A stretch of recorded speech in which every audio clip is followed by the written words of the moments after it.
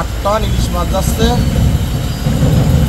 Examine শুল্ক গোয়েন্দা সবাই ছিল, সাংবাদিক ছিল সবাই, থেকে এখন 8 টন ইলিশ ইন্ডিয়ায় যাচ্ছে প্রথম চালানে।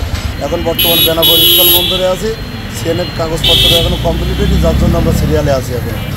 এখনও আপনার মানে কালকের থেকে শুরু হয়েছে, তো আপাতত 2 গাড়ি আসছে, এখনও অনেক গাড়ি আসবে।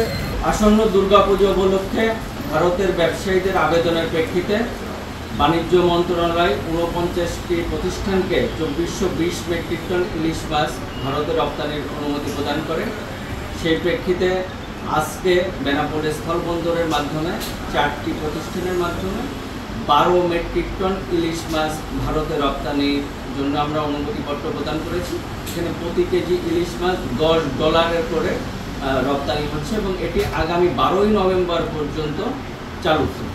গণপ্রজাতন্ত্রী বাংলাদেশ সরকারের বাণিজ্য মন্ত্রণালয়ের রপ্তানি 2 শাখার পত্রের মাধ্যমে ও বাংলাদেশ মৎস্য অধিদপ্তরের পত্রের মাধ্যমে আজকে আমরা 2টি রপ্তানিকারক প্রতিষ্ঠানের মাধ্যমে 4 টন করে 8 টন ইলিশ ভারতে রপ্তানি করতে যাচ্ছে।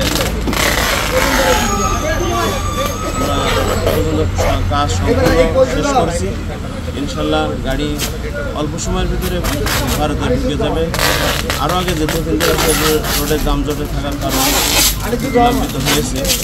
আরেকটা বিষয় সেটা আছে কাস্টমস প্লাস আছে সকলের সহযোগিতায় অতি দ্রুত সময়ের ভিতরে আমরা কালকের আমরা রাত্রে যাত্রী পারি নাই এই কাগজপত্রের জন্য। কাগজপাতি কমপ্লিট আজকে হয়েছে, তারপরে আমার এতে ইলিশ মাছ আছে 4 টন প্রথম চালানে যাচ্ছে ইন্ডিয়া।